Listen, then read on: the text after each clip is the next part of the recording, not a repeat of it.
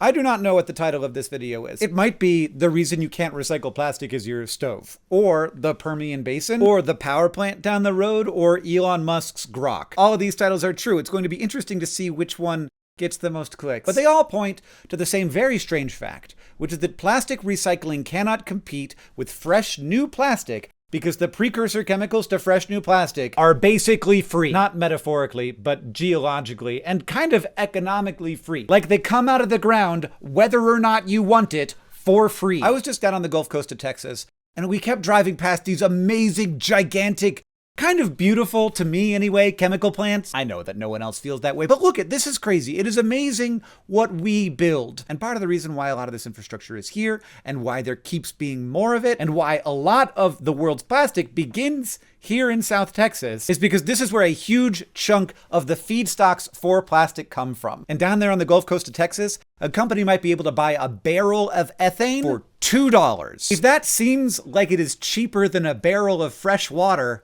you're right. Of course, that does not include the cost of the barrel. There are very few barrels involved here. But even then, how in the world could this stuff be so cheap? And this dirt cheap price for ethane, from like $2 to $10 per barrel, significantly depresses the price of virgin plastic, is the reason why plastic is so dirt cheap. But why? Why is ethane so cheap? I can explain this to you. So when I think of the reasons why plastics recycling probably doesn't happen, the biggest thing I hear is just like evil. Like they're taking all the plastic and they're like, you should recycle it, but then they're not recycling it because they're bad. But of course, the fundamental reason why plastics don't get recycled is cost. So the pellets from recycling cost more than the pellets that are brand new. And that seems a little bit weird, but there's a bunch of reasons why. Sorting is really hard. Sometimes there's colors in it and those get mixed together. Sometimes bits of other plastics get in and they degrade it. Sometimes when the plastics get super hot, that can degrade the plastics and make them less good. You also have to take this like dirty stuff and make it food grade again, whereas if you make it from scratch, it doesn't have anything but plastic in it. But really at the root of it here, nobody's surprised by this. Recycling plastic is losing to virgin plastic because virgin plastic is cheaper. Meet ethane. Well, actually, first meet methane. Methane is the thing that we call natural gas. This is what we burn in natural gas plants. And ethane is what happens when two methanes get stuck together. Ethane is, I think, the most common of what we call the natural gas liquids. You can do some fairly simple chemistry to ethane to make it into ethylene, and then that can polymerize into polyethylene, which is what like plastic grocery bags are made out of. And you can also do like a little bit of further chemistry to make PET, which is both, I think, the most common form of plastic and the easiest form of plastic to recycle. This is the stuff that soda bottles are made out of. Most single-use plastic starts out as ethane that comes out of the ground along with methane. But here's the thing, nobody is drilling for the ethane. People want the methane, because the thing about methane is you can only use methane once, because the whole purpose of methane is to burn it. And over the last 20 or 30 years in the US, for a variety of reasons, we have become very methane hungry. We use it all over the place. We always have. So if you turn on a gas stove, that's methane burning in there. Probably it might be propane, but it's probably methane. We also burn methane to heat our water and our hot water heaters, to heat our homes and our furnaces. But like the biggest thing that we use methane for is to generate electricity. We've shifted largely away from coal and into methane. This is on the whole good. It's better for air quality, like much better for air quality. Methane burns very cleanly. We also get more energy per unit of carbon dioxide produced. Now, in the short term, this might be worse because some methane leaks out and it's itself a very potent greenhouse gas. But we don't need to talk about the details. Methane is a really big part of how we generate electricity. That share has been growing over time, both because we do and should prefer it to coal, but also because we got a bit of a surprise, which was called shale. So you can imagine hydrocarbons being trapped in a variety of situations inside of the earth. Sometimes it's like a big pool, like literally a big reservoir of gas or oil. Much more common than that, you have like loose rock that you could think of kind of like a sponge that is holding onto it. But you know, the sponge is getting squeezed by the planet's pressure, and you know, you can get a lot of it out by just pumping it out. But shale is not like that. It's not like a sponge. Shale is like trying to get oil and gas out of like a marble countertop. And for a long time, that didn't seem like a thing we could do. But then we invented horizontal drilling and fracking, and we had this explosion of US natural gas production, which we are still in the middle of, and which we are not going to stop doing because suddenly we need way more electricity than we ever needed, both because we're electrifying certain things like hot water heaters and furnaces and our cars, and also because apparently we need to spend $500 billion on NVIDIA chips and run them all of the time. But point is, shale wells don't just produce methane. They produce tons, like more than typical,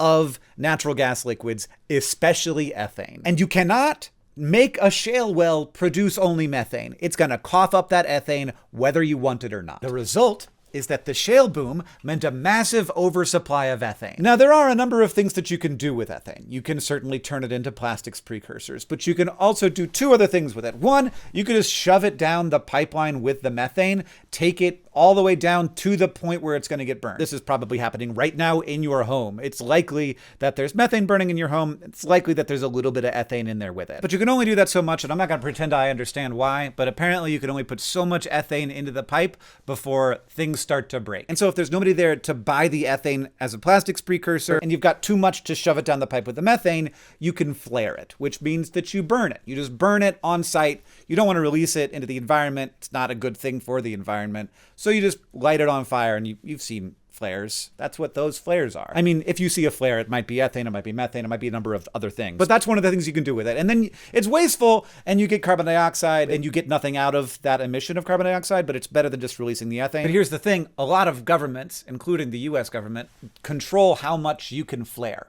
So it might be that you are producing so much ethane that you cannot flare it, and you cannot send it down the pipeline, and if you can't sell it, you have to shut down the well. They hate shutting down the well. If there's still methane down there, if there's still oil down there, that's money in the ground. And so if you can't send the ethane down the pipe and you can't flare it and you can't sell it, you have to shut the well down. So it doesn't matter if you're making money on the ethane, you just need someone to take it away from you. And so, since fossil fuel companies often want to sell ethane at rock bottom prices, petrochemical companies are going to take that and they're going to process it into a number of things. And the easiest thing to turn ethane into is ethylene that then goes through more chemistry to become a plastic. That's not responding to the world's demand for plastics precursors. This is responding to ethane oversupply because you can't get the methane without getting the ethane. It's just there for free. And sometimes it's worse than free. It's actually causing a problem if you can't find someone to take it. And so, as you might expect, we have an explosion of extremely cheap plastic. Ethane, pennies per gallon. Ethylene becomes extremely cheap. Polyethylene becomes cheap. The precursors for PET plastics become cheap. The US becomes a huge exporter of virgin plastic and plastics precursors. And then a new price floor for plastic is created. A floor that recycling, even though technology in that space has been advancing over those same 20 years, even though recycled feedstocks for plastic are cheaper than they've ever been, recycling cannot keep up with the continuous drop in the price of plastic feedstocks. So from what I can tell, and I'm not an expert on this, but I think that like brand new polyethylene that just came from ethane that was brought out of the ground costs like 30 to 40 cents a pound to make at the Gulf Coast of Texas. Recycled costs like 60 to 90 cents per pound. Even if recycling were perfect, it is competing with a material whose feedstock is basically trash. And yes, unrecycled plastic is also trash, but it's trash that's like distributed around and it's got stuff in it and there's a bunch of like glue on it and it maybe has colors in it. But there is like a little bit of good news, which is that PET plastics, which are like the soda bottle plastics, these are easier to recycle. And the costs between the recycled pellets and the brand new ones is closer.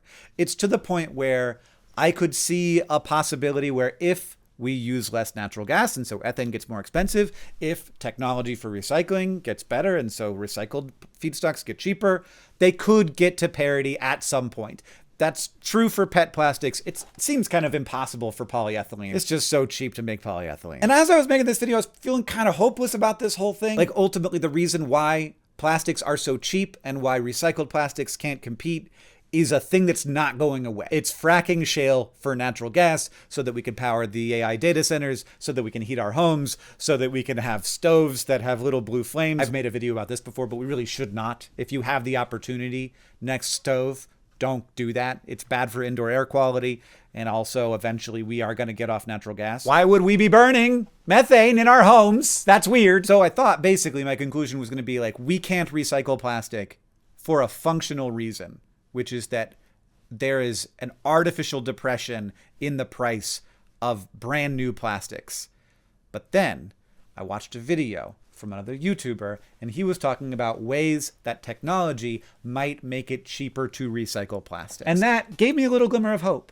And you know what I did? I reached out to him and I said, hey, Matt, would you like to chat? Because I've never talked to him, but I watched his videos for ages. And he said, yes. And this is my new thing. I love it so much. If I get to talk to cool people for a living, I will take that opportunity. Everybody, here's my chat with Matt Farrell. When I was making my video, a little bit hopeless about this whole thing, and I watched your video and I was like, well, maybe not just we need to get the price of ethane up, but we could get the price of recycled plastics down with technology. And I was like, that's great. And I want everyone to watch this video, and you should. It's linked in the description. But here is Matt Farrell to tell me about this video. Hi. Hello. We've never met. This is so cool that we... This is the first time. Yeah. It's awesome. Welcome. I just yelled at you a little bit. But I appreciate it because I have the same exact feeling when I read about this stuff, and I've been learning about plastics. It makes you want to... If I had hair, it would have been pulled out. It's just like, it's infuriating. So these technologies, which are hopefully going to reduce how much energy it takes to do the recycling, make it more cost competitive. Yeah. But at the same time, we also have to have policies that help support them and incentivize them to try to kind of like give it a level playing field so that it has a chance to mature and hit that mass scale to become cheaper. It would be great. We've come a ways. That's some of the other research I did. So I was like, so ethane has been getting cheaper and cheaper as the shale fracking boom has happened, and as we've converted a lot to natural gas from coal. But we've also been doing things that are in the market now that have made things cheaper. But a lot of them are mechanical. So they're like using special lasers to identify what kind of plastic something is really fast, or having like AI assisted robot arms sorting the recycling. But what you were talking about is not mechanical, it's chemical. Yeah. When we were digging into this, it's like, is there a ray of hope? And yeah, I mean, there's some new research out of like Northwestern University that we were looking at, which can break down my video. I laugh about it every time I say it, but PP, which is polypropylene plastics. It basically, their technique is using a nickel catalyst and some hydrogen, and they can crack it apart and break it down into kind of some component parts that can give it a second life for something else. Yeah. And what's fascinating about this is because the PP is difficult to separate from the other types of plastic like polyethylene. It's very difficult because they're the same kind of density. So when they're trying to sort them, like they grind them all up and they try to sort them out, you can't. It's right. Because that's one of the main systems is like you float it in water in various ways. So like density separation is as old as time. But if things are the exact same density, then density separation doesn't work. The thing that's exciting about this one is it uses nickel, which is way cheaper as a catalyst versus pick your metal. We have a lot of nickel that's sitting around. We don't have that much to do with it. It comes out of the ground along with other stuff, just the way that ethane comes out with methane. And it's going to last a long time. They said it can be recharged. I think it's up to 3 times. So it's going to last a very long time in this process. This is my interpretation of what you said. Like they'd tested 3 times and they hadn't tested 4 yet. They could go beyond, yes. Yeah. Who's got the time? You got to publish. Stop waiting around. So one of the things that I always talk about, I don't actually have a plastic bottle near me, but I always think about is when you like have a plastic bottle that's at least 4 plastics. So there's the plastic of the bottle, there's the plastic of the wrapper, there's the plastic of the cap, and there's the plastic that is the seal on the inside of the cap, which that's caps. God.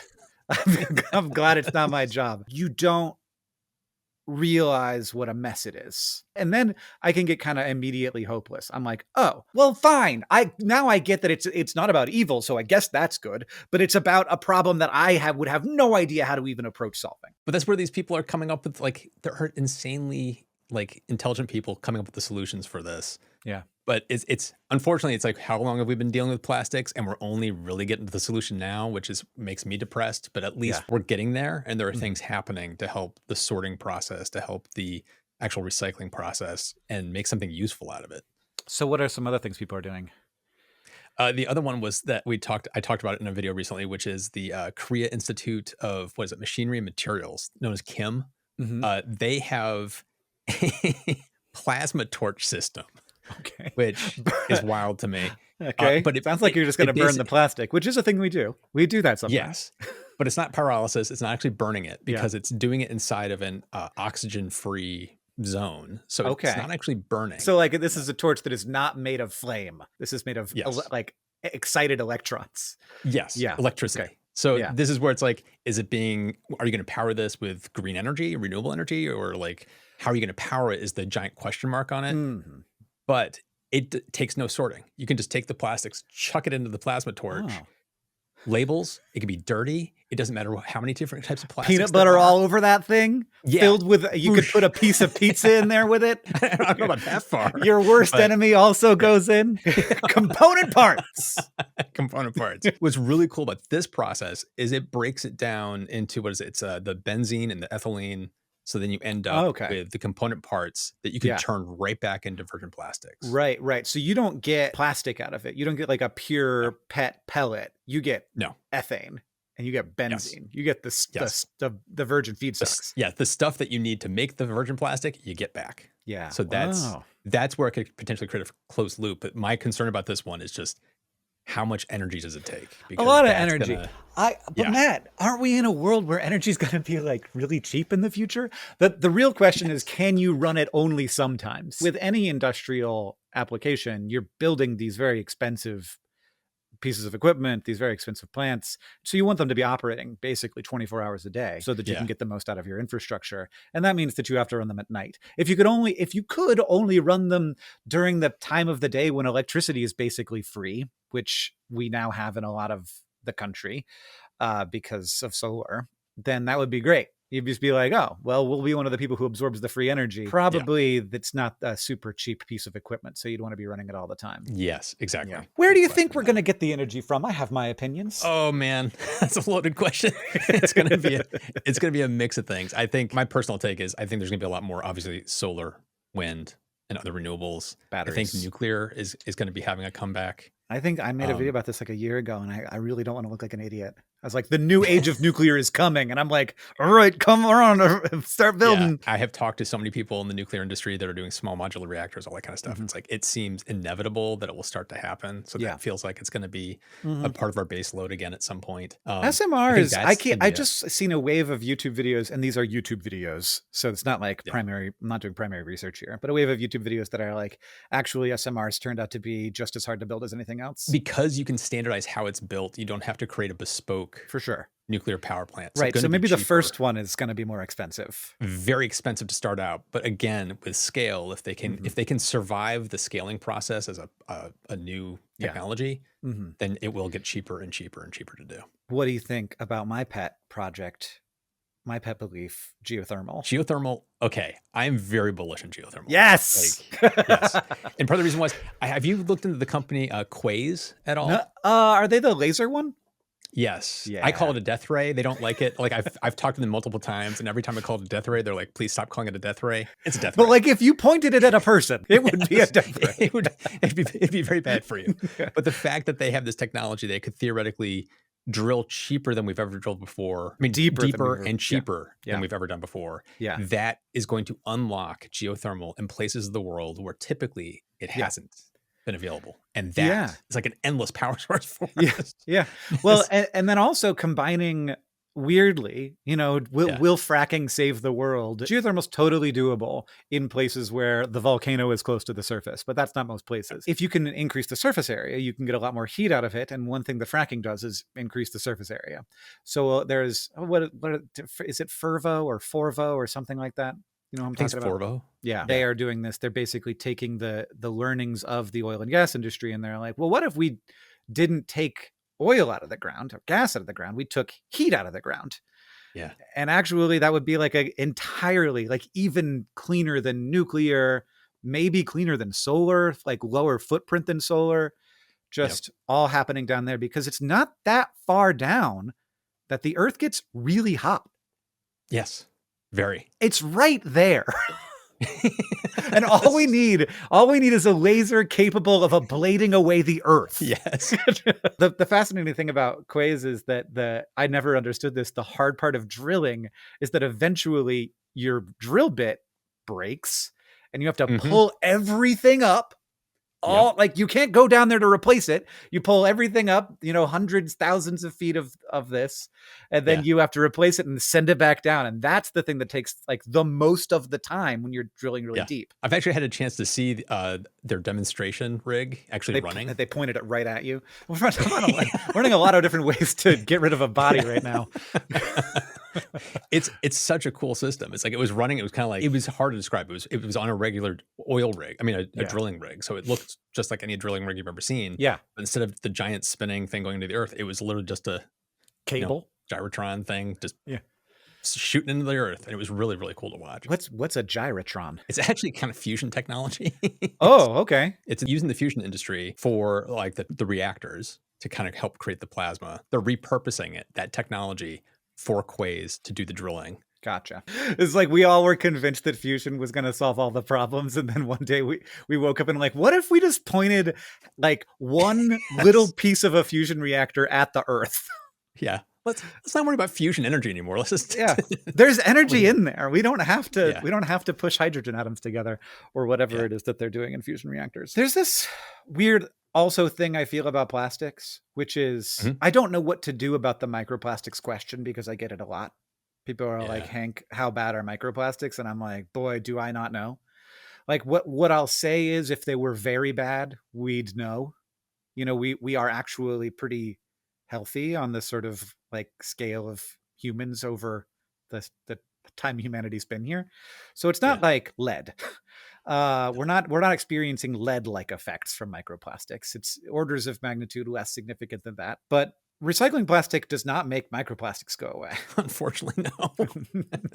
That problem's going to be with us forever. Unfortunately, and unless we really get back to our roots and we're like, cotton was good enough. The fact that we found microplastics in Antarctica makes me go, there's no hope for getting rid of microplastics. Yeah, I mean, there's no hope for getting rid of microplastics, but it's all dose, you know. Well, one thing that I do think about microplastics is that what it feels like to me is that our ability to detect these things has increased. And so it feels like we're constantly discovering microplastics in places they never were, but we're actually testing places we've never tested. And that includes arterial plaques and testicles and Antarctica. We just haven't been looking. So the idea that like the millennials all have the microplastics the way that Gen X had the lead is like, well, Gen X probably also had the microplastic. They just didn't know how to look for it.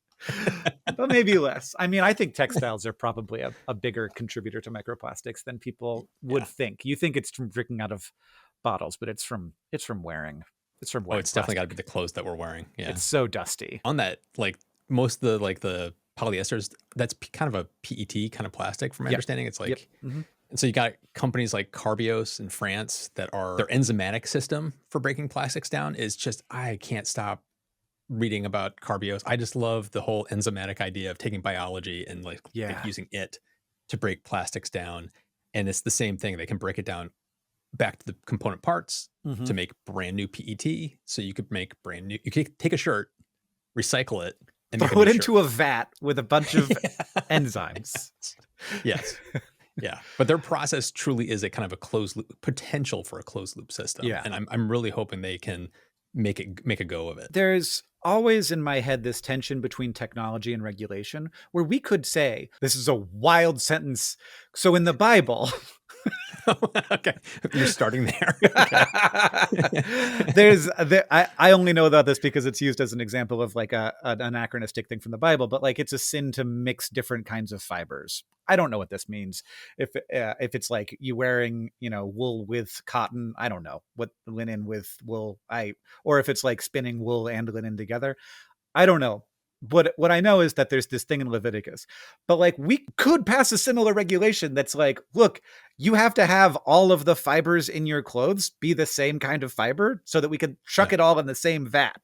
Or you need to stop using certain kinds of plastics in labels so to sort of make the recycling process more efficient. But like, good luck doing that in the free market.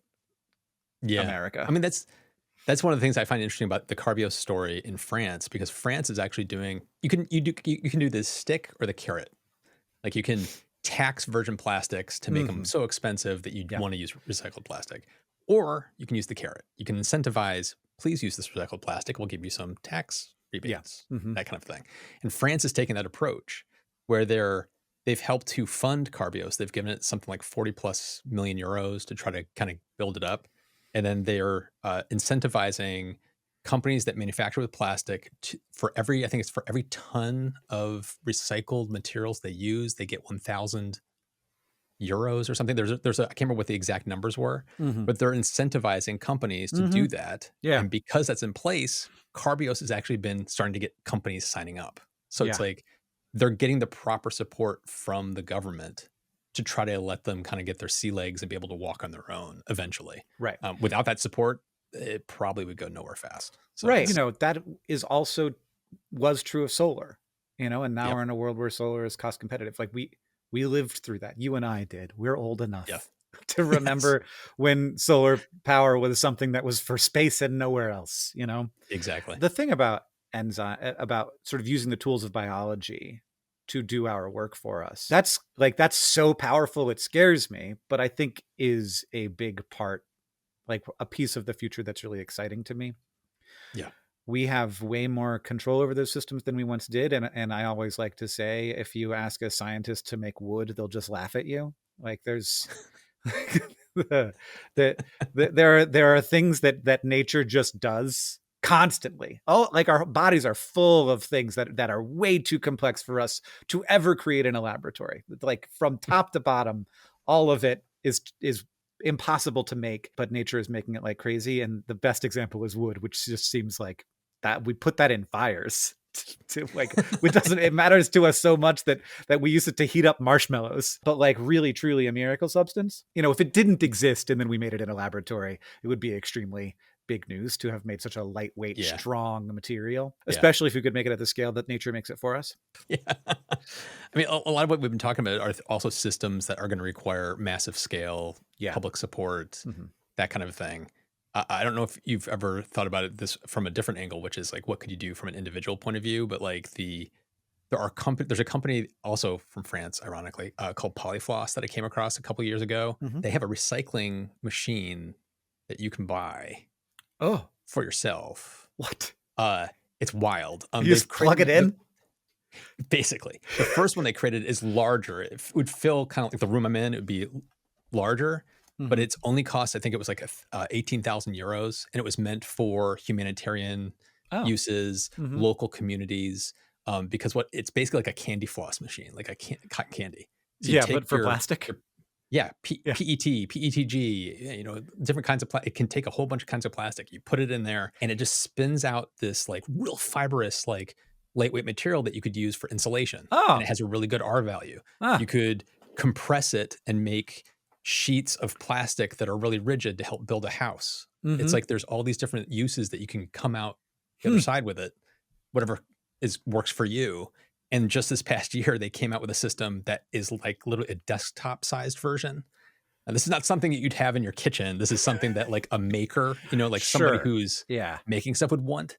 But again, I love the idea that like where everybody's zigging this way and they're zagging that way. Like everybody's looking for consumer the big solution. Yeah. And Polyfloss is like, how about the little guy? Like, what if we put the power into the little guys? What if the biggest nerd in your neighborhood was like, I need everybody's plastic? Yeah, exactly. Your neighbor's like, I will take your waste plastics here. That's like, awesome. That's literally what this could be. It's very cool. Never heard of that before. That's so cool. The thing that making my video made me feel was, okay, what we need to do is use less methane so that we're producing less ethane, which is going to drive up the price of virgin feedstocks for plastic and make recycling more cost competitive. And also, if it's more expensive, we'll do it less. If it's basically free to make plastic, then we're going to use a lot of plastic. Then that led me to a place of not feeling particularly hopeful, because how are we going to use less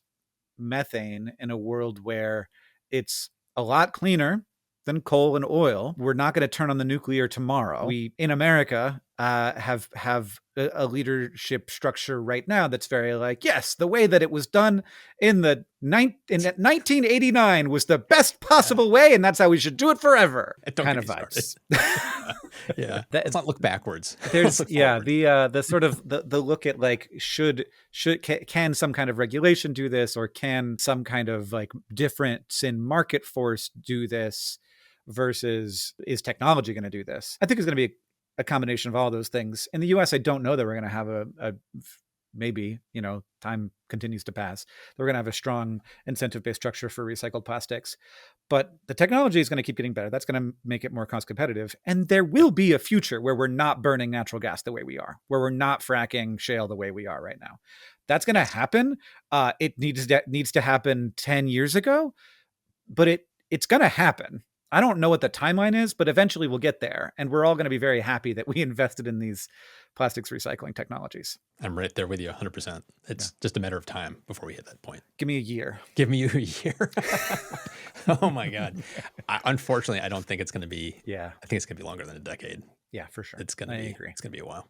This is going to be a wild time. I cannot wait to watch an Undecided with Matt Farrell from the year 2040 and see what the hell kind of crap we're talking about then.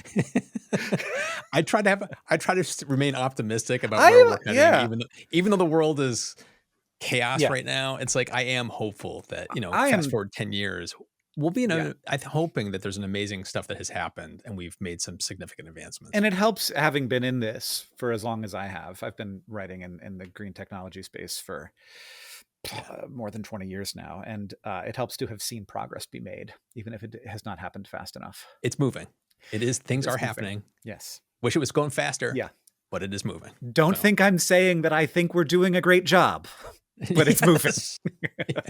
We're still kind of getting a failing grade, but we're making progress. Yes. 60% is better than 40%. They're both failing, but like they're different from each other. Jeez. I have this great shirt that says, "I create new problems by solving problems." And I'm like, this is not just like how I feel about people. It's how I feel about myself specifically. I think I'm a little more optimistic than you are then, because it's like, when you look at the prices of like solar is now the cheapest form of electricity ever. Yeah. And battery prices over the past like 10, 15 years have dropped like 90%. It's like the rate at which the technologies we need are dropping in costs is astonishing, and it's not slowing down. And so when I look 10 years out, it's like where we are now, imagine where it's going to be in 10 years. It's going to be bonkers how cheap solar and batteries for your home are going to be at that point. That it's going to be limited by like installation costs. Yes. Yep. We're just going to roll it out on the yard. We're just gonna... No joke. One of my neighbors has actually kind of done that. He's got those like little solar panels that you get from like the battery brands, like they fold up. Yeah. He's got those just like draped all over a shed in his backyard. He's got them draped over his fence. And they're like, so cheap. Yeah. Yes. They're just everywhere in his backyard. Just charging up a battery for something, maybe. We're going to use it eventually. Energy hoarding over there. Yeah, exactly. That's great.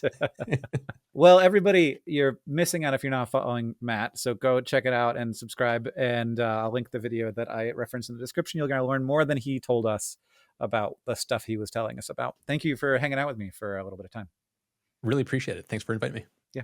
Okay, just to finish this video up, I do have to share, when I was in South Texas, we went to a playground with my son, and the playground was made of all recycled plastics. And this playground was paid for by all of these companies, which you will recognize as a bunch of companies who famously make virgin plastics precursors. So they produced just huge amounts of virgin plastic, and then they took a tiny fraction of that money and bought a tiny amount of recycled plastic to make a playground out of. I think this is hilarious. And now we're gonna play connections. We got brutal, impression. Okay. Those are brutalist and impressionist. Now, usually when you put them right in the beginning, Winna, that means that it's the red herring. But then just, I think yesterday, there was one where you did that and it wasn't. And that was like a meta red herring. And so now I'm worried about that. But brutalist, impressionist, realist, these are art styles. Any others? Variist, likist, mannerist, that sounds like it might be something. Polist, postist, endist, extremist. No, that's not an art style. I did see something else when I was going through there, which was post, like, lurk, and comment. That's like something you could do on a website. You can lurk there, you can post, you can comment, you can like. I don't know about this. Impressionism, brutalism, realism. I mean, I didn't use any of those yet. I like that extreme is in there. If that makes me think that this is real, because if extremist isn't an art style, but it would suck you into maybe thinking it was, when in fact mannerist, for example, is, and I just don't know that. None of the rest of these made sense. But mannerism kind of did. Like, that sounds like it's a thing. And so if we've got post, and then those three, we've got, and then it may be manner. We've got end, and we've got pole, and we've got extreme, and we've got opposite. So that's like a farthest away point. God, that's tricky though. That's a tricky one. Is that the yellow? Is that the yellow? I don't like that. This is a hard one. What would be left then? Vary and volt, which both start with V, and versus, which starts with V. What? What else is there? Brutal and real 5, which has a V in it. They have V's in them? Or manner. It could be manner, but that doesn't have a V in it. What are we doing? Oh, it can be V. So this is what V might mean. It might mean volt or versus or vary or 5. Is that the purple? That's probably the purple. Yeah, that's the purple. That's the purple. What V might mean? I got the exact words. Okay. Which means that brutalist, mannerist, impressionist, and realist are the art styles. I don't know what mannerist is, but we're going to say that this is art things ending in ist. It is art movements with ism. Great. I don't know which one's which. Like, lurk, post, comment. That seems like the green to me. It's the yellow, but we're going to live with that. And that's a perfect puzzle, everybody. Perfect. It says so on the screen. That was hard. 5 out of 5. Woo! I killed that. Oh, man. That feels good. Okay. Well, feeling good after all of that news to actually have a little bit of a win. That's what it's all about.